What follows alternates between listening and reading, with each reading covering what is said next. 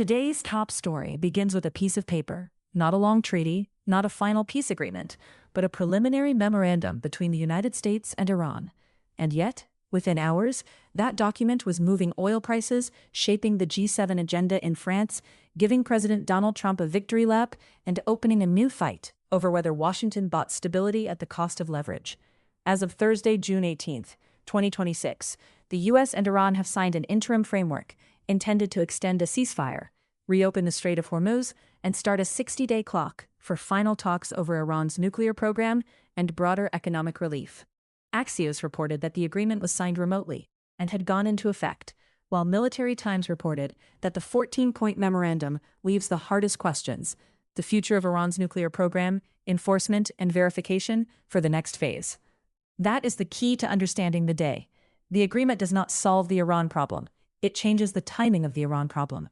It takes the immediate danger, a wider regional war, disrupted shipping through one of the world's most important energy choke points, and a fresh shock to global inflation, and pushes the decisive questions into a 60-day negotiating window. For markets, that mattered immediately. U.S. stock futures moved higher, and oil prices fell, as investors priced in a lower risk of an energy shock. The Associated Press reported that S&P 500 futures rose 0.6%, while Brent crude fell to around $78 a barrel. AP also reported that U.S. gasoline prices slipped below $4 a gallon for the first time since March, following the Iran agreement and a 15% decline in U.S. crude this month. Here's the investor-friendly version. A reopening of Hormuz reduces the tail risk that energy prices spiral higher.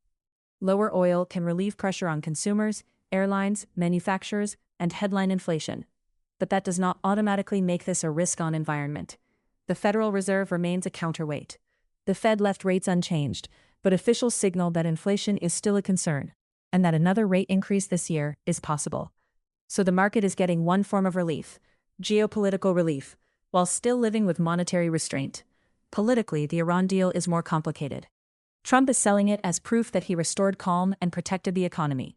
Iranian President Masoud Pezeshkian is selling it as proof that Tehran forced Washington to accept relief, oil sales, and reconstruction discussions.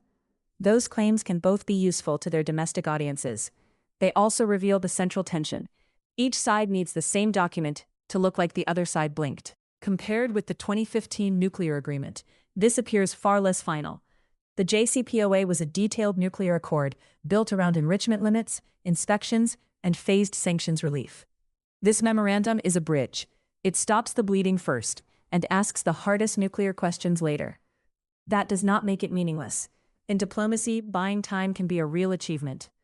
But buying time is only valuable if the time is used to settle what actually caused the crisis. The interpretation is this: Trump's gamble is that market stability and regional de-escalation are worth the political risk of negotiating the details later. Critics are making the opposite argument. They say the U.S. may have conceded economic relief too early, before locking down nuclear limits, inspection access, missile constraints, and snapback mechanisms. That debate is going to move quickly from cable television to Capitol Hill. At the G7 summit in Evian-le-Bain, France, the Iran deal arrived like a diplomatic accelerant. President Emmanuel Macron had already been working to keep Trump engaged with European leaders, with Ukraine, and with the broader transatlantic agenda. Macron's use of Versailles for a private reception and dinner was not just pageantry. It was a calculated diplomatic tool. If ceremony helps keep a channel open with Trump, ceremony becomes part of policy. AP described the Versailles event as a high-stakes effort to maintain a personal channel at a turbulent moment for the alliance. Ukraine was the other major test at the summit. European leaders came in trying to keep U.S. support from drifting, and Ukrainian President Volodymyr Zelensky used the setting to press for continued military backing. Euronews reported that Macron sought to persuade Trump to continue supporting Ukraine and increase pressure on Russia. The Iran agreement gave Trump a diplomatic win to carry into the room, but it also gave allies a reason to ask a deeper question. When Washington sets red lines, how durable are they? That question matters beyond the Middle East. If adversaries conclude that pressure on energy markets can change U.S. negotiating behavior, then the agreement could reshape future crises.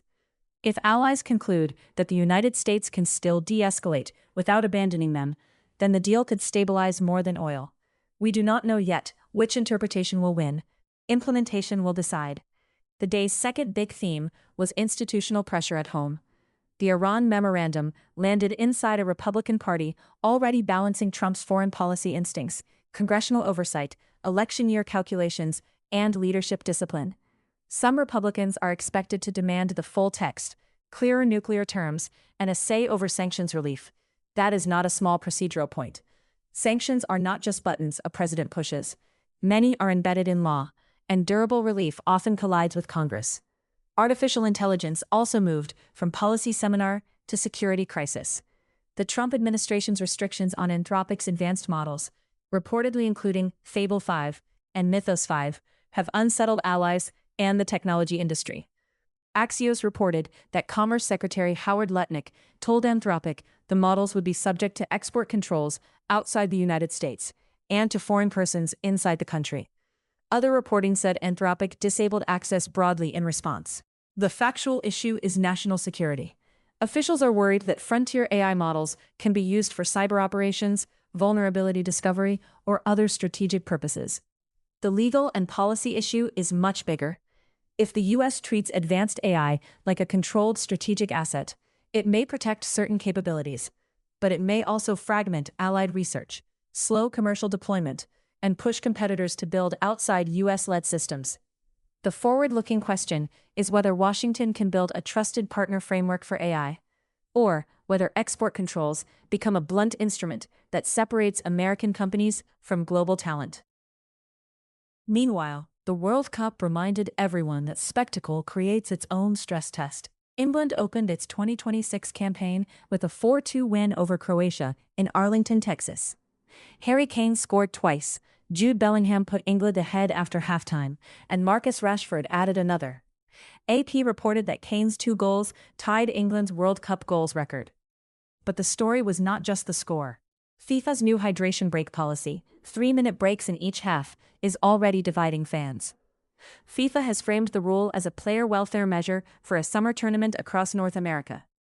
While fans and commentators have complained that the pauses interrupt the rhythm of the sport, Kansas City gave organizers a different warning. The city's first World Cup match, Argentina against Algeria, delivered messy drama and a massive crowd atmosphere, but also serious transportation strain.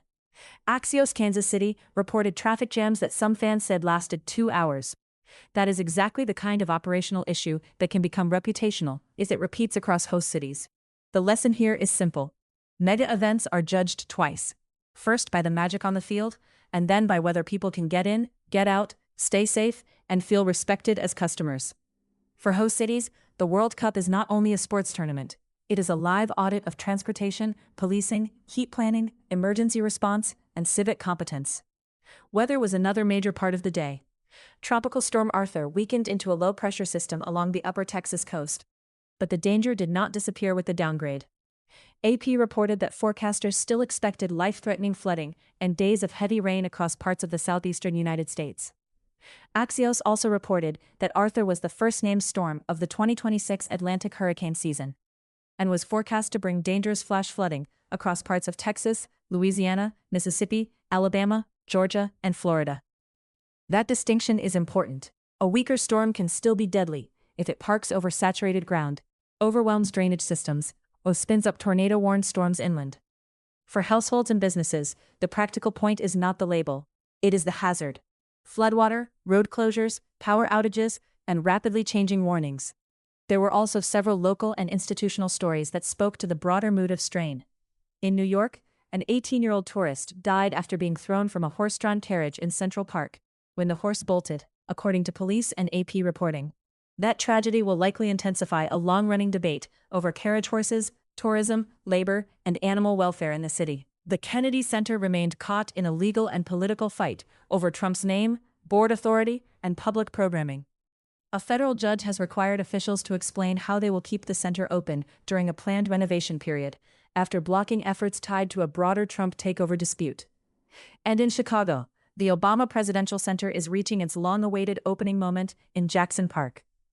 AP reported that the celebration begins with an invite-only event, and that the center opens to the general public on Juneteenth. The Obama Foundation describes the campus as a roughly 19-acre civic and museum project. APnews.com.